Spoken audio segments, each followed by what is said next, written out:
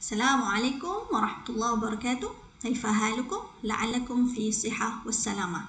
أنا دكتورة فطري نور العين، وإن شاء الله اليوم أنا سأشرح لكم بعض المواد في سمستر الثالث، فلابد عليكم أن تختاروا مادتين فقط.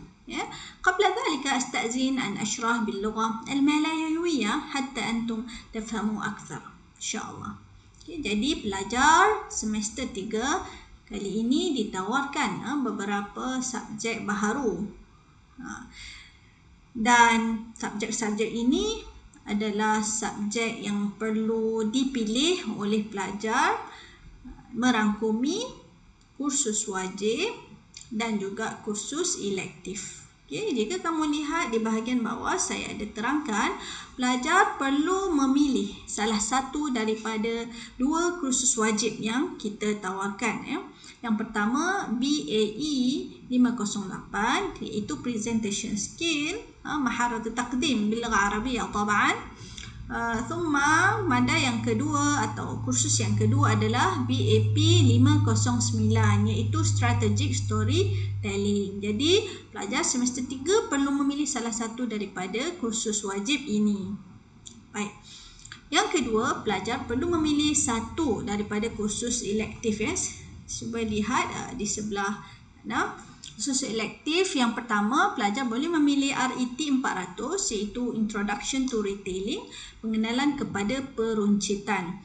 Yang kedua, pelajar boleh memilih HTM 400 iaitu Fundamentals of Hospitality and Tourism Industry. Maksudnya adalah asas kepada hospital dan juga industri tourism, pelancongan.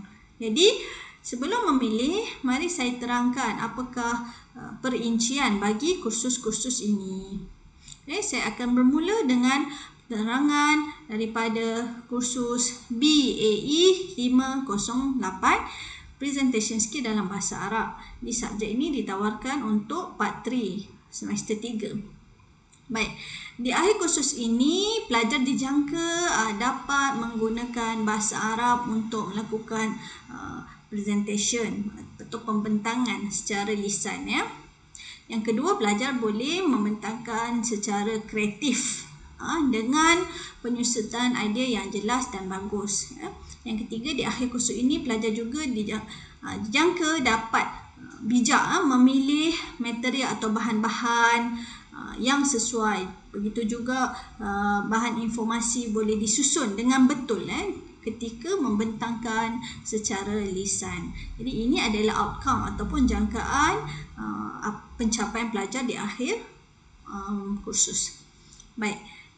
Jadi apakah yang akan dipelajari di dalam kursus ini, presentation skill? Jadi kita akan belajar inilah sedikit sebanyak, iaitu definisi, background, apa itu presentation skill, kenapa dia penting. Okey, kemudian kita akan tahu apakah ciri-ciri seorang pembentang yang bagus, dari segi bakat, knowledge dia, semangat dia, boleh menghafal dan juga self confident. Okey, jadi kita akan belajar juga apa jenis-jenis presentation dan apa aspek-aspek yang perlu diberi penekanan lah ketika kamu membentangkan sesuatu.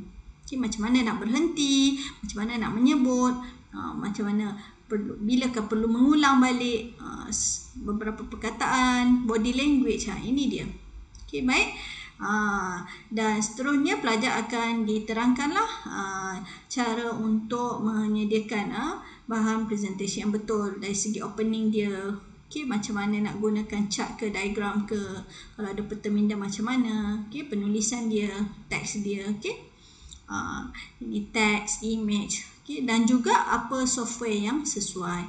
Jadi ini adalah BAE 508 presentation skill, kemahiran untuk pembentangan. Subjek ini sangat pentinglah kamu gunakan di alam pekerjaan nanti. Okay. Kamu juga boleh memilih seandainya berminat dengan yang kedua, iaitu BAP 509 iaitu Strategic Storytelling, iaitu kaedah penceritaan yang strategik lah dalam bahasa Arab. Okey. Jadi di akhir kursus ini pelajar akan mengetahui Cara untuk menyampaikan strategic storytelling. Storytelling ni maksudnya kita mempersembahkan atau membentangkan sesuatu tetapi lebih strategik. Ada pembukaan dia, kemudian kita bawa emosi pendengar, ada penceritaan dia, ada watak dia ya. Jadi itu dia.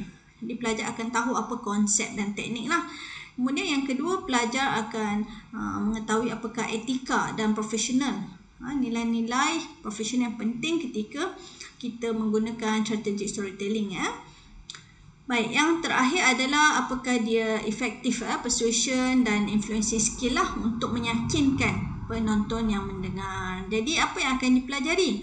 Okey, biasa anda akan pelajari sama ada teori ya, teori background.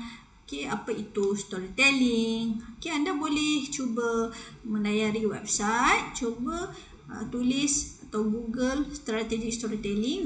Tengok video-videonya kalau nak tahu apa itu strategic storytelling ya.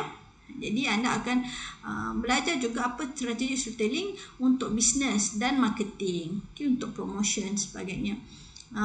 Jadi ada narrative storytelling, penceritaan, visual storytelling, kita gunakan gambar-gambar, image ke, okay. Kemudian media, macam mana kita nak masukkan media, okay. Dan juga apakah dia teknik-teknik yang biasa digunakan oleh pembentang yang memberi inspirasi pada orang lain. So dia ada teknik-teknik dia, contohnya macam mana nak menggunakan teknik penceritaan, okay. Macam mana nak buat unsur suspense, okay. Macam mana nak membentangkan tanpa perlu bercakap, mungkin perlu ada lenggok badan. Baik. Ini adalah strategic storytelling. Jadi kesimpulannya, kedua-dua kursus ini nampak hampir berbeza, tetapi teori dan konsepnya kedua-duanya hampir sama lah nampaknya, tetapi teorinya berbeza. Okay. Jadi pelajar boleh pilih kalau tidak dapat BE 508, seandainya lah kamu nak memilih 508, kemudian sudah penuh sebab ada had pelajar. Jadi tak mengapa, strategic storytelling juga bagus. Begitulah sebaliknya, kalau kamu nak pilih strategic storytelling tapi kamu tengok dah penuh, tak ada masalah, kerana basically dia adalah konsep pembentangan ya, mengajar pelajar bagaimana untuk membentang, jadi good presenter, tetapi di dalam bahasa Arab. Okey, bagus. Baik, ini adalah kursus wajib yang perlu dipilih. Sekarang kita nak beralih pula kepada kursus elektif. Kursus elektif seperti yang saya katakan tadi, kita ada dua, RET 400 dan HTM 400. Okey, mari kita tengok apakah dia kursus-kursus ini. Baik, untuk RET 400 adalah pengenalan kepada peruncitan. Okey. Baik, mari kita lihat. Di akhir kursus ini, pelajar akan mengetahui secara asaslah apakah itu peruncitan. Kamu pernah pergi kedai runcit? Jadi nak jual barang-barang macam itulah. Jadi kita ingin belajar ya asas peruncitan.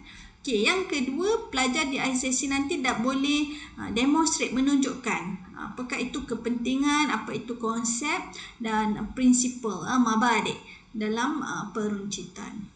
Dan yang terakhir, yang ketiga, pelajar dapat apply, mengaplikasi, menggunakan konsep-konsep tadi di dalam kerja kumpulan. Jadi ringkaskan, kita tidak pergi terlalu dalam lah, kerana ini adalah asas kepada peruncitan. Jadi ini dia apa yang kamu akan belajar, silibusnya. Antaranya perspektif kepada peruncitan, okay, apa nature dia. Nature ni maksudnya apa sebenarnya yang berlaku lah dalam perubahan dunia peruncitan sekarang. Okay, retail tu jual beli runcit. Okay, siapakah itu consumer, apa population dia, trend dia, apa minat dia. Okay, macam mana kita nak capture ni, sangat baguslah sebenarnya siapa yang minat berniaga. Okay, baik.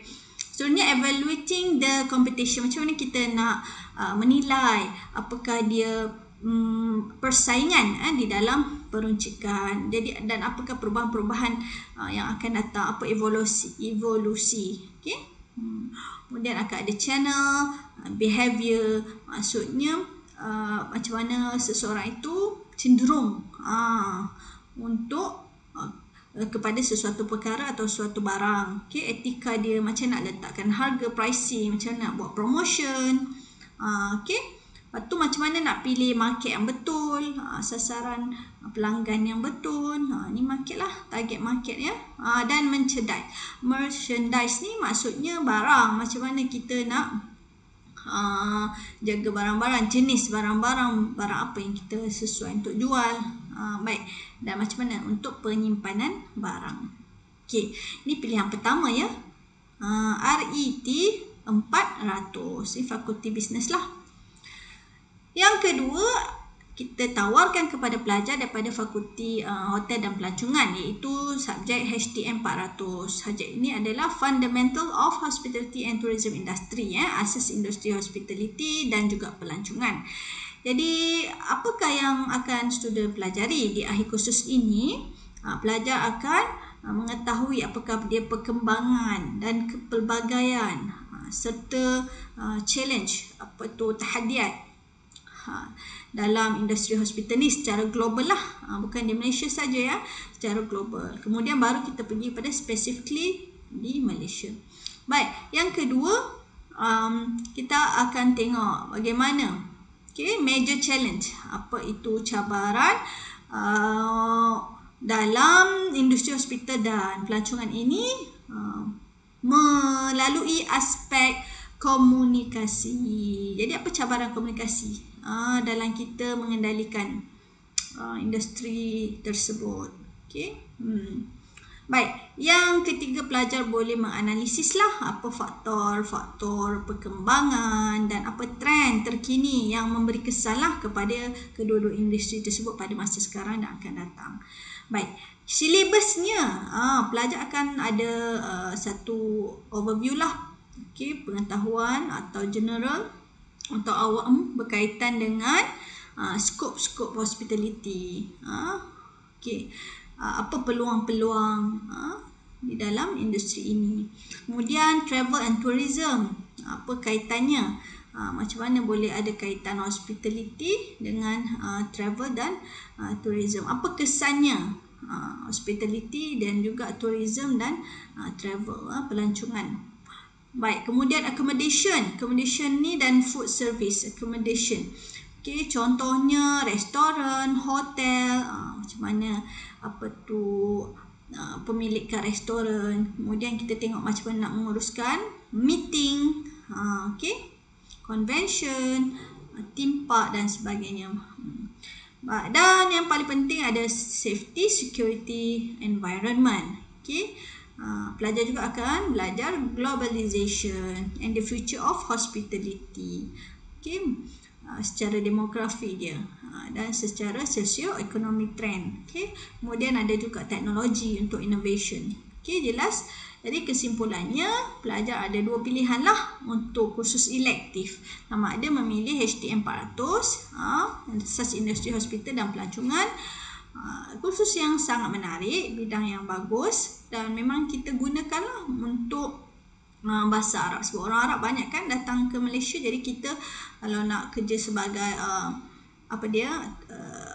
tourist guide sebagai contoh, kemudian nak kerja sebagai Arabic license, pegawai perhubung awam di hospital sebagai contoh, kursus ni sangat bagus. Manakala kalau kamu minat dalam bidang bisnes, inginkan perniagaan sendiri, jadi kursus ini sangat penting lah. RET 400. Jadi boleh pilih.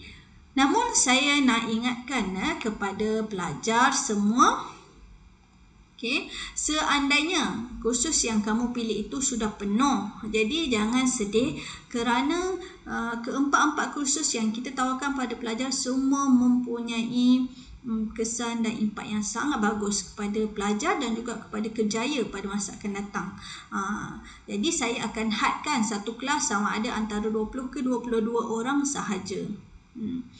Okey, boleh gabung kelas A dengan kelas B, tak ada masalah.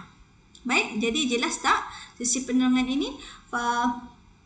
لو لديكم أي أسئلة فيمكنكم أن تطرحوها إلى أستاذة عبر واتساب، أو يمكنكم أن تتصلوا بي مباشرة إن شاء الله. ولابد عليكم أن تختاروا عبر الرابط الذي سأعطيكم بعد قليل إن شاء الله. شكرا لكم. السلام عليكم ورحمة الله وبركاته.